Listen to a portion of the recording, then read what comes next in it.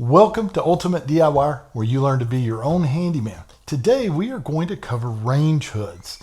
Now we're going to cover everything from the particular type of hood that you need for your application all the way through the math. I'm going to show you how to size and pick the correct range hood.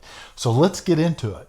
You're a DIYer and you're fixing to do a kitchen remodel. You need to pick out a range hood, but you have no idea what type or what size you need. Or say you're a homeowner and you have a builder that has just ripped out your kitchen and he's asking you, what type of a range hood do you want? What size do you want? You have no clue what he's even talking about. So let's go ahead and demystify range hoods a little bit. The very first thing you need to know is, are you going to have a vented or a ventless system?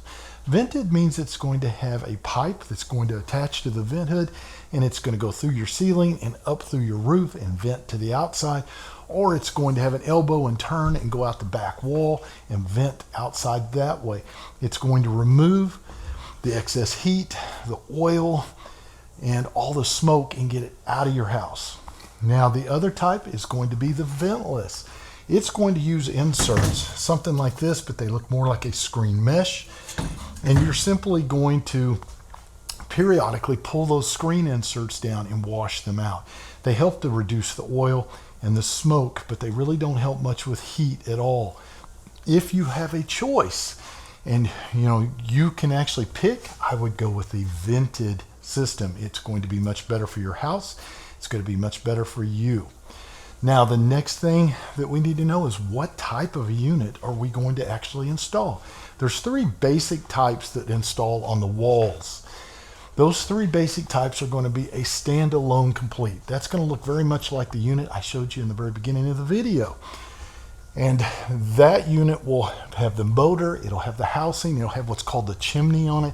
It's all complete. You'll buy it as a package and you install it. You also have a standalone insert. Now the standalone insert is going to be very much like the first one, but it doesn't have the chimney. It doesn't have the outside of the unit. It's just the insert, the motor and the filter system and all that, which will slide up inside of your built chimney and outside, or you can buy that. So your builder will have to build it, you'll have to build it, or you'll have to buy it and then put that insert in. Number three is going to be under cabinet.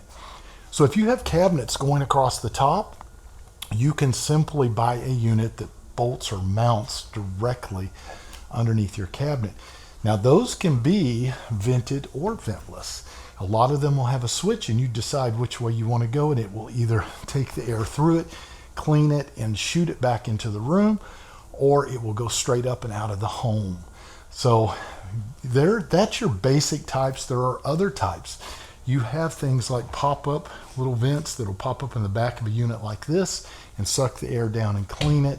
You also have different venting over things like islands. It's going to be the basic types of vents, but the math is done a little different. So we're not going to cover those today. We're just going to cover wall-mounted and wall-mounted math. So the next thing we need to look at, we have sizing and we have CFM. Sizing is not CFM. CFM has to do with the motor size. We are talking about the size of the unit. That's a very easy thing to figure out. You're going to actually take your range, whether it is gas or electric, and you are just going to measure it. Now we're going to say for simplicity that this one is 30 inches. You can go get a range hood that's 30 inches wide and it will work. But if you really want it to be efficient and work really, really good, you're going to want to add 3 inches on each side. So if I have a 30-inch range, I want to get a 36-inch range hood for the best possible scenario. If I can find nothing else, then I will go with that 30. It's still going to work. All right, so the next thing we need to look at is CFM. CFM is cubic feet per minute. And basically what that is that's the air exchange in your kitchen every minute. Now, there's a couple of ways that we can figure our CFM for our actual unit so that we know that the motor is strong enough and big enough to get that air moving. The first one is going to be what type of a range do we have, gas or electric? So say this is a gas range hood. All we're going to do is take 100 CFMs per 10,000 BTUs. When you go to buy your range itself, it's going to tell you how many BTUs it is. Typical is say 50,000 BTUs. At 50,000 BTUs, you're going to take 100 for every 10, which means you're going to have 500 CFM. That's what I would look for. I'd look for a 500 CFM. But I like to go a step further, and I usually add a buffer. And we'll go over the buffers in a minute, but just keep in mind there's generally a buffer. Now, the next one is electric. And electric is done a little different. Electric is going to be 100 CFM for every 10 inches of width on your cook surface. So we'll say, take this again, say this is 30 inches. And by the way, this is a induction top, but it is going to work the same way as just a regular electric top. So we're going to take 30 inches and multiply it by the 100. We're going to end up with 300 CFM. So now, depending on which one we have, I've got gas, I would do 500. If I have electric, I have 3, and I still do a buffer there as well. We'll talk about it in just a minute. But let's go ahead now and let's look at what I consider the most efficient way. The most efficient way is the room size. So we're going to take this room for an example. This room is, say, going to be 11 feet wide, and we are 22 feet long, and I am 9 feet tall. Now, I'm not counting this little fur down area that you can see probably in the video. We actually have a vaulted ceiling, so this is going up at least another foot. So we're figuring it at the 9.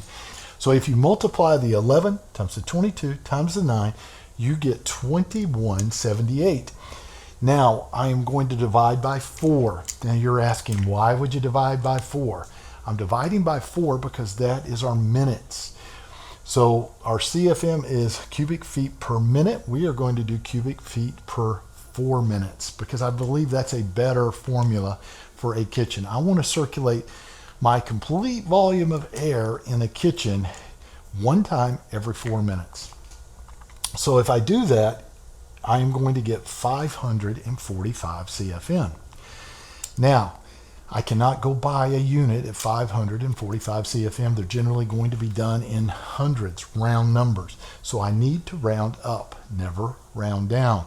If I round up, it's going to be 600.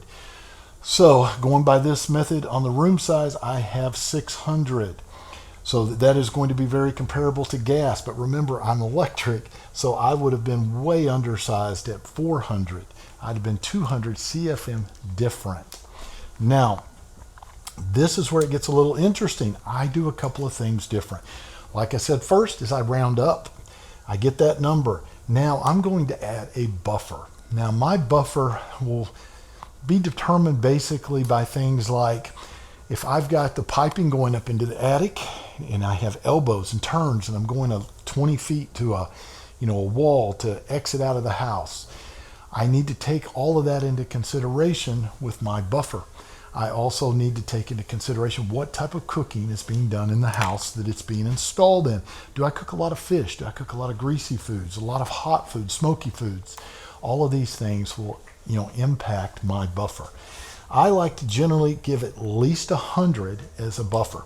So on my room size, I would go 600 up to 700 CFM. So I'm going to be really looking for something at least 700 CFM.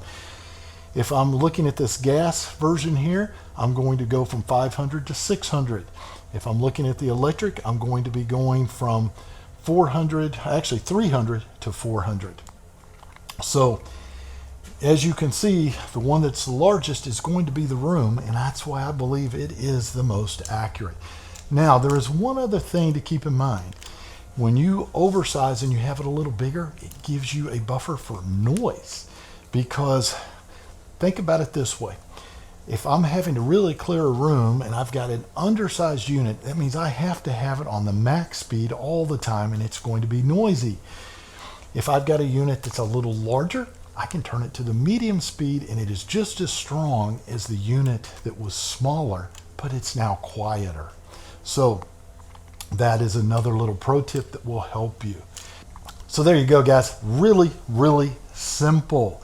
Now, this is going to be part one of a two-part series. On the next one, I'm going to actually install the unit, and we're going to do something a little creative. I'm going to install some crown molding around the top of the chimney. So that will be really interesting. Make sure you don't miss that. If you'd like all of this information in a free PDF, be sure you check the description and follow the link, and I will get a free PDF to you.